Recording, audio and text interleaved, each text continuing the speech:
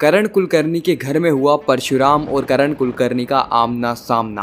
किसे ये पता था कि वापस से यह दोनों टकराने वाले। सभी को लग रहा था कि शादी के बाद और कोर्ट के बाद इन दोनों का कभी भी आमना सामना नहीं होगा, लेकिन शालिनी के चलते ये वापस से टकरा चुके हैं। शालिनी का भी कहीं ना कहीं करण कुलकर्णी से कनेक्शन है। अगर आप एपिसोड को ध्यान से देख रहे हो तो आपको पता होगा बीच बीच में हमें एक फ्लैशबैक देखने को मिल रहा है, जहाँ पर शालिनी के दिमाग में एक औरत समुद्र के अंदर कूद रही है और एक इंसान गोली चला रहा है। मैं आपको सस्पेंस रिवील करते हुए बताता हूँ कि वह इंसान और कोई नहीं बल्कि करण कुलकर्णी है, और वह औरत जो कि अपने जान बचाने के लिए समुद्र में कूद रही थी वह भी शालिनी ही है। यानी शालिनी का एक गहरा राज है जो कि हमें आगे आने वाले एपिसोड्स में जानने को मिलने वाला है। हालांकि मुझे वो राज पता है, अगर आप कमेंट सेक्शन में शालिनी लिखोगे तो मैं आपको वह वीडियो लाके दे दूंगा। खैर, जब परशुराम और करण कुलकर्णी का फिर से आमना सामना हुआ तो कुछ ऐसी चीज हुई जो जानकर आप दंग रह जाओगे। तो आखिर पूरी कहानी क्या है, आइए जानते हैं आज की इस वीडियो में। तो बिना किसी वक्त गवाए चलिए मिस्टर एंड मिसेस परशुराम के लेटेस्ट एपिसोड का रीकैप शुरू करते हैं। कहानी की शुरुआत होती है शालिनी से। शालिनी इस वक्त तक बहुत ज्यादा चिंता में थी क्योंकि उसको आराध्या को करण कुलकर्णी के घर में छोड़ना था, यानी उसको आग से खेलने का काम मिला था, उसको शेर के मुंह में हाथ डालना था। खैर, पूरे परिवार के दबाव के बाद शालिनी सीधे अपने पति यानी परशुराम को लेकर पहुंच जाती है दीक्षित हाउस में, जहाँ पर आराध्या हॉल में ही बैठ के रो रही थी और सारी औरतें उसके आसपास मंडरा रही थी। सभी लोगों को टेंशन थी कि आखिर आराध्या की जिंदगी बर्बाद हो गई, आखिर हम किस तरीके से उसे अच्छा फील कराएं। शालिनी के आते ही आयुषी शालिनी पे भड़क जाती है और कहती है कि ये चाहती ही थी कि आराध्या की जिंदगी बर्बाद हो जाए, इसीलिए तो इसने ऐसा किया है। मुझे पूरा यकीन है कि ये सारी चीज इसकी साजिश थी। इसका खुद का तो घर अमीर खानदान में बसा नहीं, इसलिए इसने आराध्या के साथ भी यही खेल खेला। लेकिन इस वक्त शालिनी मुंह तोड़ जवाब देती है और कहती है कि जब मेरा बेटा किडनैप हुआ था तो आप में से सभी लोगों के मुंह बंद थे। मैं कम से कम आराध्या के लिए कुछ सोचती तो हूँ, लेकिन आराध्या और बाकी सभी लोग कहाँ थे जब मेरा बेटा किडनैप हुआ था। मेरे बच्चे किडनैप हुए थे, मैं रो रही थी, गिड़गिड़ा रही थी। उस वक्त मेरी सहायता करने के लिए भी कोई नहीं था, लेकिन उस वक्त तो आपकी एक आवाज तक नहीं आई। आपने ये पूछा भी नहीं कि शालिनी ठीक तो होगी, उसके बच्चे ठीक तो होंगे। और आज जब आपके घर की बेटी की बात आई तो आपने पूरा का पूरा इल्जाम मुझ पे लगा दिया। मैंने पहले ही कहा था कि वो कबीर कुलकर्णी अच्छा नहीं है, लेकिन उसके बावजूद भी आपने आराध्या की शादी उस घर में करवाई। मुझे पूरा यकीन है कि वह गिरा हुआ इंसान कभी भी आराध्या को खुश नहीं रख सकता, लेकिन फिर भी मैं अपना कर्तव्य निभाने के लिए आराध्या को उस घर के अंदर लेकर जाऊंगी। उसी वक्त वहाँ पर आ जाता है शिव प्रसाद देशमुख। अब यहाँ पे कहानी ये होती है कि आयुषी शिव प्रसाद देशमुख का मजाक उड़ाने लगती है और कहने लगती है कि सारी ही चाल शिव प्रसाद देशमुख की है, नहीं तो शालिनी में इतना दिमाग कहाँ कि वो खुद से अपने निर्णय ले पाए। ये इस मिडिल क्लास फैमिली की चाल है। शिव प्रसाद देशमुख एक छोटा सा इंश्योरेंस एजेंट। बहुत खुशी हो रही होगी ना अभी, क्योंकि तुमने हमारे परिवार को बर्बाद करने की कगार पे ला दिया है। हमारे सारी जो बड़ी बड़ी बिजनेस डील थी वो कैंसिल हो गई। हमारी इस शहर के ही नहीं बल्कि इस देश के सबसे नामचीन बिजनेसमैन करण कुलकर्णी से लड़ाई हो चुकी है, और आराध्या शादी होने के बावजूद भी वह इसी घर में है। और इस घर की कितनी खुशियां छीनोगे तुम शिव प्रसाद देशमुख। भूमिका इस वक्त तक आयुषी को चुप कराने की कोशिश करती है, लेकिन शिव प्रसाद देशमुख भूमिका को कहता है कि आप एक मिनट शांत हो जाइए, मैं बात करता हूँ आयुषी से। तुम्हारे इस लहजे को देखकर मैं यह तो समझ चुका हूँ कि इस घर में किसी भी बच्चे की परवरिश अच्छे से नहीं हुई है शालिनी को छोड़ के। मुझे ऐसा ही लगता था कि जिस तरीके से शालिनी है बिल्कुल उसी तरीके से उसका परिवार होगा, लेकिन तुमसे बातचीत करने के बाद मुझे समझ में आ गया है कि तुम्हारी परवरिश कैसे हुई है। मुझे अगर जिंदगी में मरना पड़े ना तो मैं मरने के लिए भी तैयार हूँ, लेकिन मैं कभी भी अपनी बेटी पीहू की परवरिश इस तरीके से नहीं करूंगा जिस तरीके से तुम्हारी हुई है। आयुषी का गुस्सा 7वें आसमान तक पहुंच गया था, लेकिन वो कुछ कह भी नहीं सकती क्योंकि भूमिका उसे चुप करा देती है। इस तरफ शिव प्रसाद देशमुख साफ तौर पे शालिनी से कह देता है कि शालिनी मैं बाहर खड़ा हूँ, तुम आराध्या को लेकर आ जाना, फिर हम चलते हैं उस करण कुलकर्णी के घर में, क्योंकि मैं तुम्हें अकेले नहीं जाने दूंगा। जैसे यहाँ पर परशुराम बाहर आता है उसी वक्त उसे कॉल आ जाता है शीतल का। शीतल कॉल करके बोलती है कि परशुराम तुम्हें कोई याद कर रहा है, किसी को तुमसे बातचीत करनी है, और सीधे फोन पकड़ा देती है करण कुलकर्णी के बेटे कबीर कुलकर्णी को। कबीर कुलकर्णी परशुराम से कहता है कि परशुराम तुम्हें जो कुछ भी चाहिए मैं देने के लिए तैयार हूँ, जो कुछ भी चाहिए, पैसा चाहिए, एक बड़ा घर चाहिए, या फिर कोई बिजनेस डील चाहिए। अगर तुम्हें कोई बिजनेस एस्टेब्लिश करना है ना तो वह करने का भी काम मैं या मेरे डैड करवा देंगे, तुम बस बोलो, लेकिन मुझे किसी भी कीमत पे इस जेल से बाहर निकालो। इस वक्त शिव प्रसाद देशमुख यानी परशुराम साफ तौर पे कह देता है कि एक बार तो तुमने गिरी हुई हरकत कर दी है, दूसरी बार मुझे रिश्वत देने की कोशिश करी ना तो ये बात याद रखना कि वहां से तुम जिंदा भी नहीं जाओगे। इस वक्त कबीर कुलकर्णी परशुराम पे चिल्लाने लगा है, लेकिन परशुराम साफ तौर पे कह देता है कि कबीर कुलकर्णी आवाज नीचे। और मुझे तो ये समझ में नहीं आ रहा है कि शीतल यहाँ पर क्या कर रही है। शीतल तुरंत कबीर से फोन लेती है और कहती है कि तुम जानते हो ना मैं शीतल हूँ शीतल, लेकिन परशुराम कहता है कि तुम शीतल नहीं, तुम तलवार हो, शैली तलवार। खैर मुझे नाम में थोड़ा कंफ्यूजन है, शायद शीतल का नाम शैली तलवार ही है। अगर आपको नाम पता है तो कमेंट जरूर करना। और ये नाम सुनते ही ना शीतल के पांव तले जमीन खिसक जाती है, क्योंकि वो समझ जाती है कि कॉलेज की उस लड़की को परशुराम ने पहचान लिया है जो कि परशुराम पे फिदा थी, जिसकी जिंदगी परशुराम के साथ ही आगे बढ़ने वाली थी, लेकिन परशुराम ने अपना एक अलग रास्ता चुना और आज वो परशुराम को ही खत्म करने पर तुली हुई है। तो यही कहानी हमें लेटेस्ट एपिसोड में देखने को मिलने वाली है। आप कितना एक्साइटेड है आने वाले एपिसोड्स को लेकर कमेंट सेक्शन में जरूर बताना। मैं मिलता हूँ किसी नेक्स्ट इंटरेस्टिंग वीडियो में। जब तक के लिए गुड बाय।